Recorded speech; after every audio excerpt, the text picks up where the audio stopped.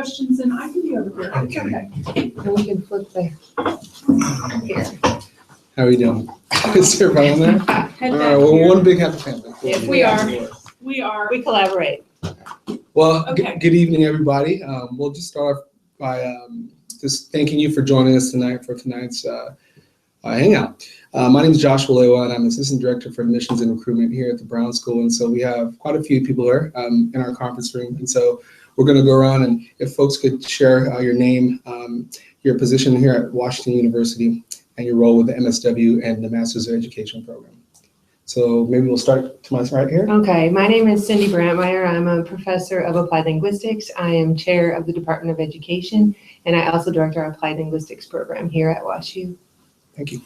Hello, my name is Jennings. I oversee the school's urban education initiatives, and I'm the lead staff coordinator for the MSW MAED Wendt Fellows.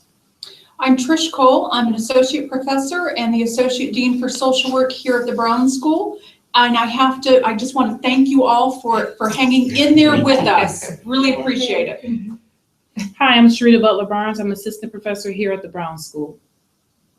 Well, thank you all for being here. For sure, we appreciate your patience as we figure this out. And so at some point, you'll see a function where you may be able to ask questions. We do have some questions that were submitted earlier, which we'll get to throughout our time together.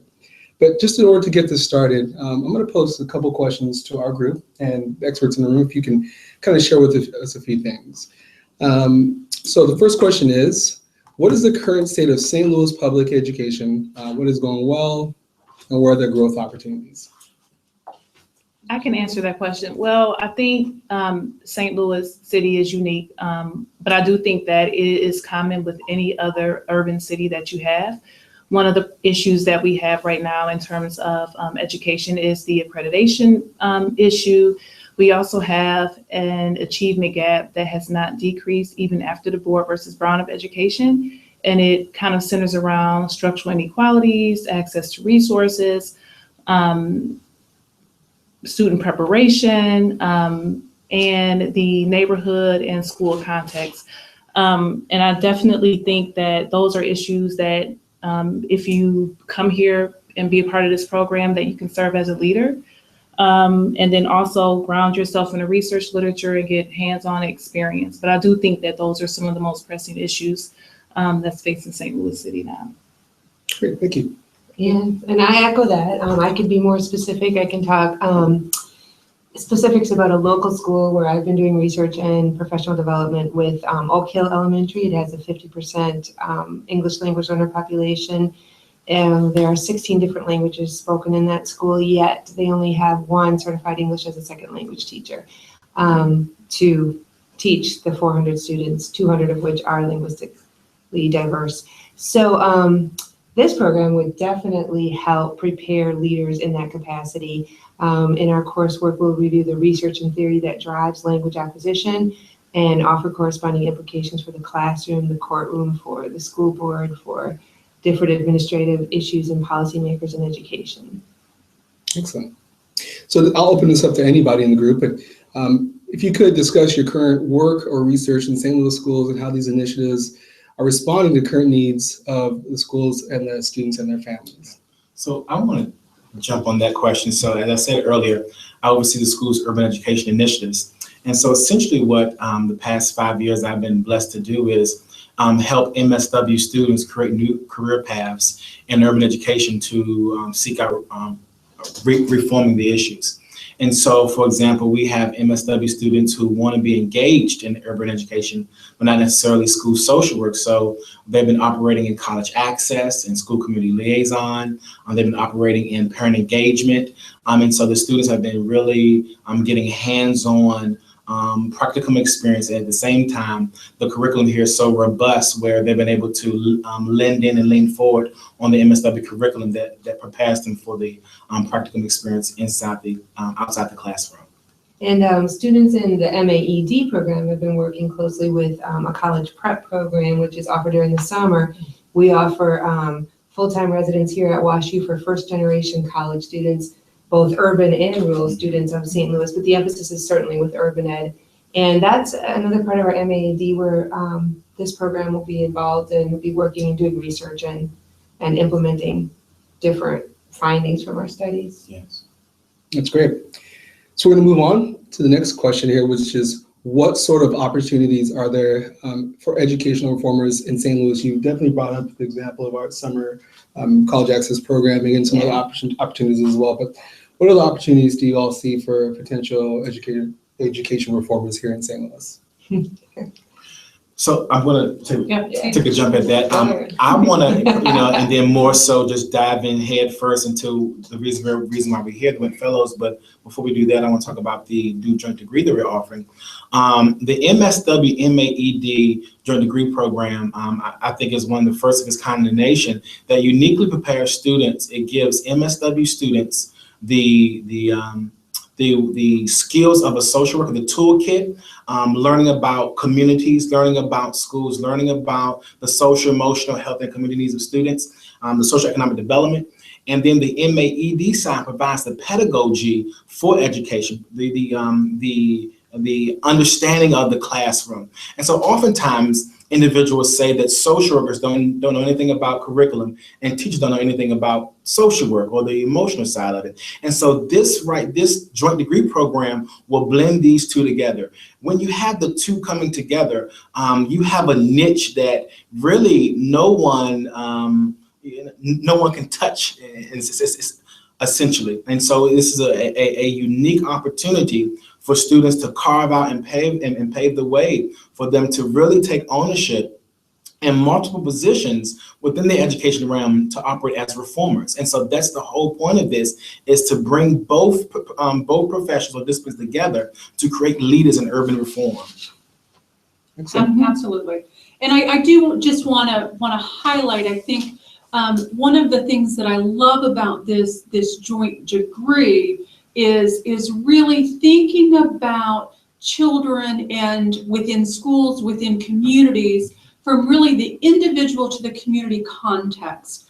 And it provides for a much deeper understanding of both the experiences of the child within their family, within the classroom, as well as understanding the school and the school system within the context of community. Mm-hmm. And I think as we talk about leadership around education reform, having that combination of the social work side, the micro to macro side, the social justice, the diversity and inclusion piece, as well as with a master's degree in education and understanding the curriculum and understanding teaching and understanding the classroom, I really think we are, as Erin said, preparing professionals in a very unique way that I think is going to well position you in terms of on the job market and being able to find positions. Yeah. Mm-hmm. Additionally, you'll be acquiring state certification, Missouri state certification to teach grades 1 through 6 through this dual degree. So that's an exciting opportunity as well. Absolutely. Great.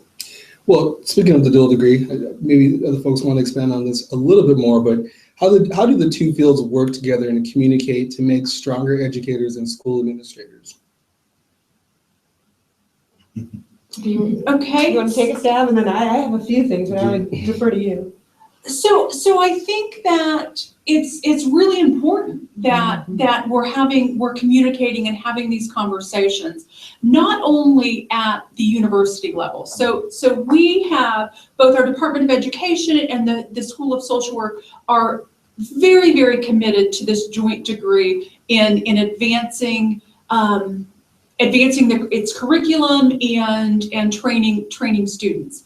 But I think broader than that, it's really important that in the field, social workers and educators are having conversations around how do we reform and improve urban education. So I think it's important both within the university context as well as within the broader context as well.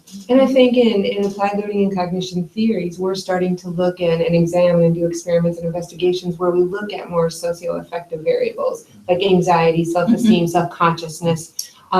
These are key issues, especially with language acquisition. Absolutely. And literacy across, all students. And so I think working together we look at different conceptual frameworks with different, through a different lens, but our focus is all on the learner as a whole person. Absolutely. It's not just about test scores and achievement, Yeah. but it's also these socio-affective variables as well. Right.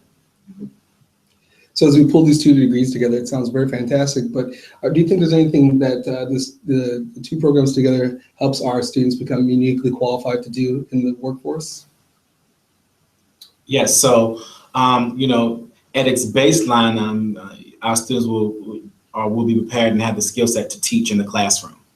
Will be prepared and have the skill set to be school social workers. But at the same time, they can operate at macro and meso levels too, where they can operate in district offices or help be leaders in nonprofit organizations that operate in the paradigm of school education and social work. So you have a range of skills and a range of opportunities to go into. I would probably strongly suggest that the opportunities would center around the person's interest as relates to education and social work. So for example, I have a number of students who are interested in college access. And so when they graduate from the program, they often land in college access opportunities and jobs. Now, it depends on if they want to go for the macro, meso, or even have direct practice on the field. And so you will have to decide where you want to go and what level of impact you want to make in those three arenas. And I think across those three arenas, it's important for us to say that we want our students to make informed, principled decisions that are driven by research and theory in our fields, not this cookbook approach to social work or this anything goes approach to teaching. Right. Informed, principled decisions grounded in the theory and conceptual designs that you'll learn in our classrooms. Yes. Thank you. All right, so what does the general path for students for this program typically look like? For example, I think that with the joint program, it's a 3-year program. Yes. And it sounds like we have 48 credit hours through the Brown School and then 48 credit hours through the Department of Education. So anything else that you'd like to add to that? Yes, so the first year will be the Brown School. You'll be taking your Brown School courses. You'll be completing your foundation practicum. Second semester, your first year, and getting your base foundation of Brown School classes. The second year, it's fully MAEd, and so you will be knee deep in the pedagogy and learning systematic opportunities on education. Then that third year, the first semester you'll be student teaching MAEd. Then that third year, second semester, you'll be in your concentration practicum for the MSW side. And so together, it's 96 credits. We give students opportunities to double count credits, and so everything is laid out. We have a course plan, so it's you don't have to come here and try to do it on your own. It's already laid out for you, so it's pretty much straightforward. So I do want to add to that, and this gets at a question that I've looked ahead at some of the questions, so I know this one is coming, but it fits beautifully here. So I'm going to go ahead and answer it here around opportunities in mental health and in other areas. Yeah. So in the social work curriculum, as Erin said, you have your foundation courses, and then once you've completed your foundation courses, you have concentration courses, and we have multiple concentrations, including mental health, children, youth, and families, older adults, social and economic development,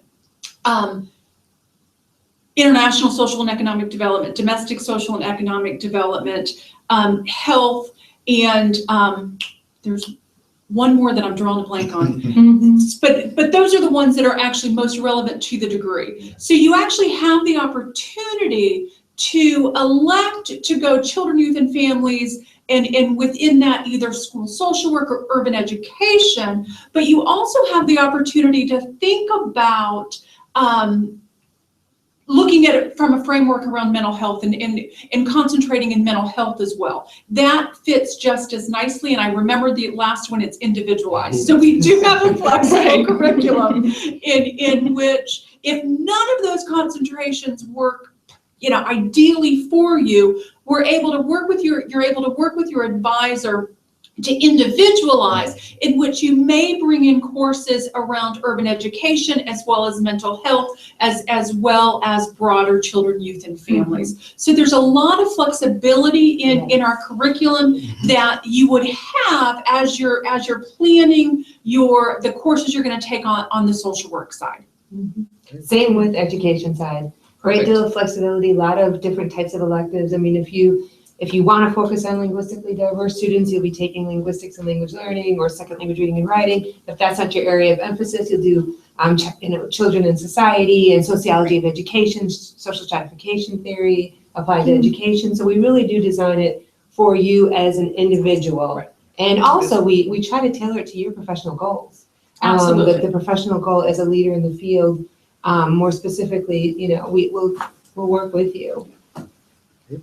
Appreciate that. So speaking of that, is it possible to receive any certification or specialization in mental health? I guess you kind of answered that right there. So on the mental health side, so there's different licensure requirements for depending on the level of practice that you'd like to do. So certainly there are many positions in social work that you actually don't require licensure for. Many states, if you want to be a school social worker, there are certain requirements that you have to meet in terms of courses that you've taken, as well as where your practicum has been, and then you can go on to be licensed or certified, depending on the state. There's some variability by states, as a school social worker. On the mental health side, there are different levels of licensure. There's the MSW, the Licensed Master of Social Work, as well as then the Licensed Clinical Social Worker. And the Licensed Clinical Social Worker is, if we're thinking about it at a tiered approach, is a slightly higher level of licensure and is required if you're ever going to bill for mental health services. And there's particular coursework in addition to passing a test and getting a certain number of supervised supervision hours in conjunction with a number of client hours in terms of providing direct practice or therapy to individual families. And that combined with then the coursework, you would become a licensed clinical social worker. As a licensed clinical social worker, in most states, you're able to actually then bill insurance companies and bill for services, where at the LMSW, you're not able to do that. So it really depends on the context and the setting in which you plan to practice, but absolutely you could in fact take the coursework necessary to get either level of licensure.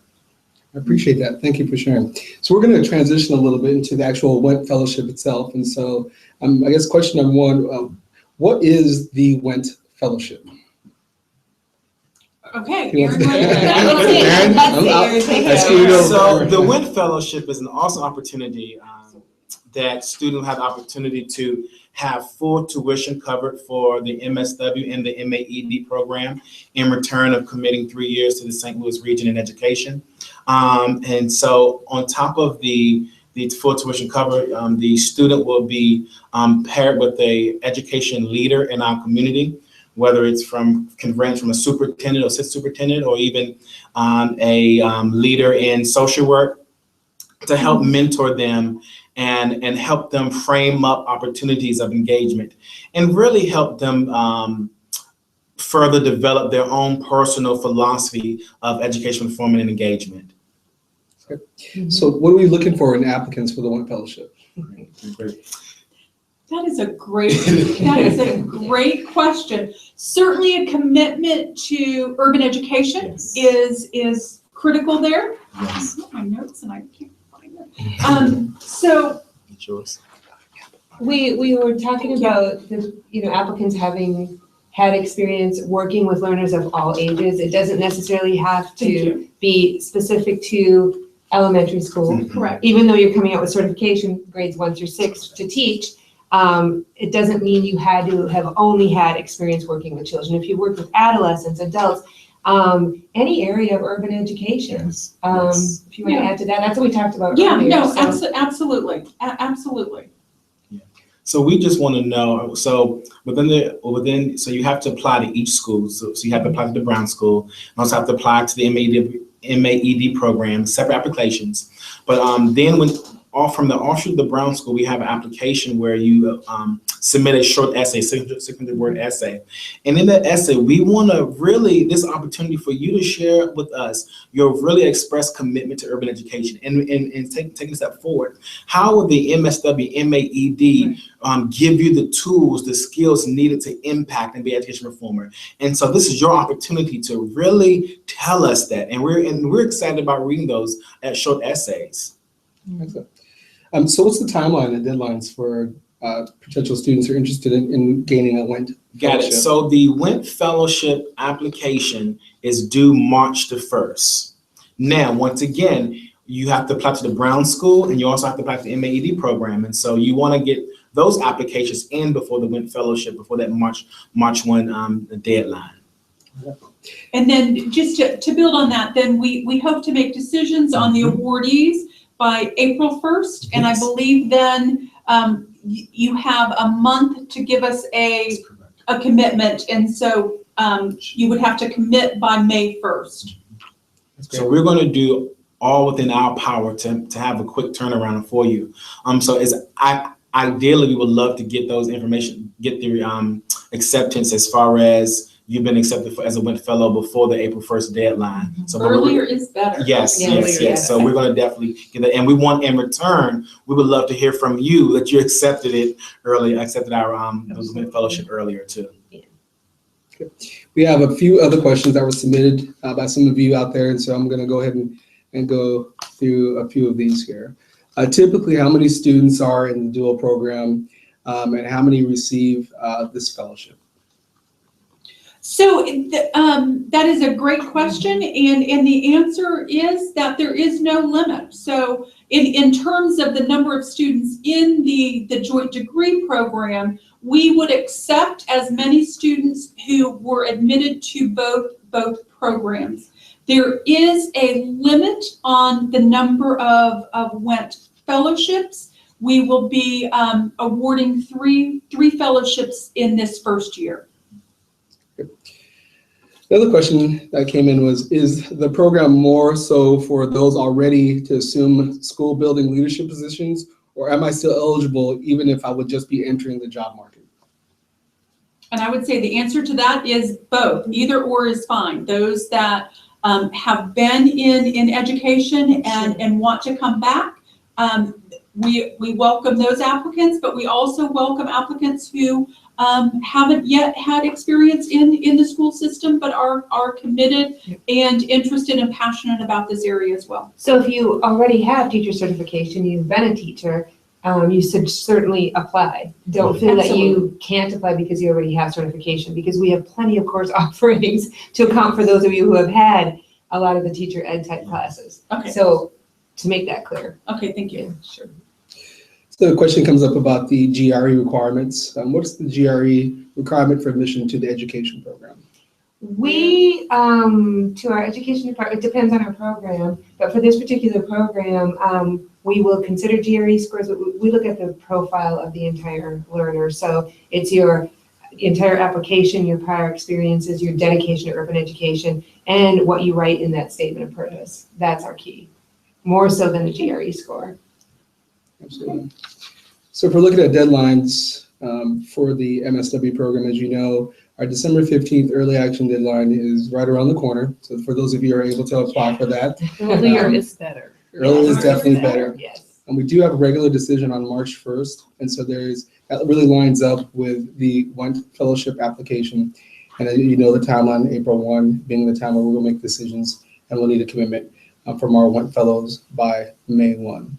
So that seems to be the general deadline. Is there anything else we can share at this point? And hopefully maybe we'll get a couple of questions that'll come through here on the chat. Any other thoughts? Well, I definitely want to say that your questions aren't limited to this particular conversation today. We welcome questions via email at any time you have them. So, Absolutely. throughout the entire application process.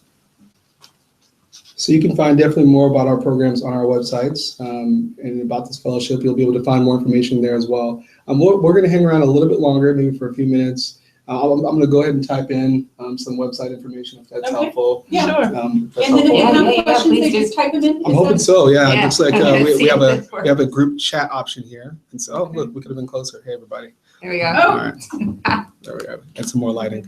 Oh, All right. here's Sheretta. But I'm gonna block you though. My hair. That's okay. Okay.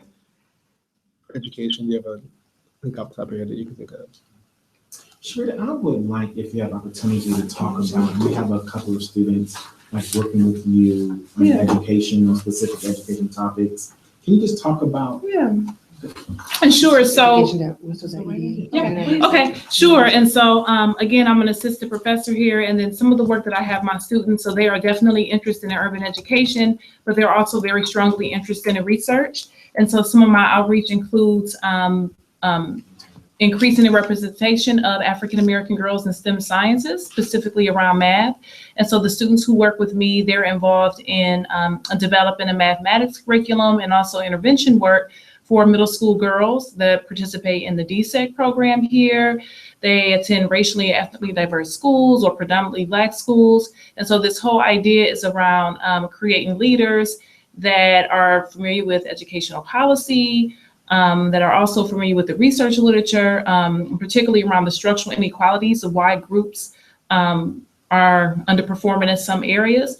And so a lot of the work is really just working on increasing the representation of Black girls in math.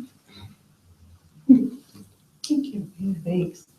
So you'll see that we posted up here at our msw.wustl.edu and education.wustl.edu, where you can learn more about our programs. Feel free to contact us, email us, and we'll be more than happy to work with you in a wide variety of things. So here at the Office of Admissions and Recruitment, there are opportunities to do campus visits.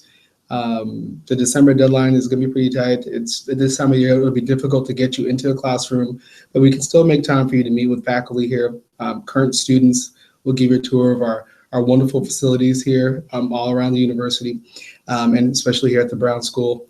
And we'll tailor make it to all of your visits based on what your interests are. So if you're interested in the Wendt Fellowship, you can have a chance to learn more and talk more with us individually. We can even connect you with faculty and in both programs, so you can have some good conversations to grow this out quite a bit. There. 5 years. So I'm not sure if this chat function is working. I don't see anybody coming in. We do have 6 viewers now. Could you type something? Any questions they may have? Yeah, so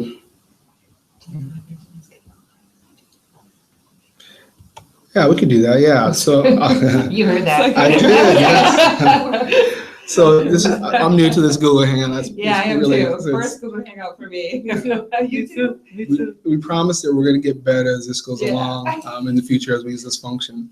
But apparently a part of this Google Hangout means that once we stop the broadcast, it automatically gets uploaded to YouTube. You may have seen the other version of me on the phone, I think, is what we got frozen on last time when I stopped the broadcast earlier this evening. So, but you'll have a chance to go back and watch these videos, and if you have any questions at all, that's another resource for you. Thank you. Thank you. Thanks. All right. Hope to hear from you if you have Yes. any questions. Yes. All Look right. forward. And I think that's it.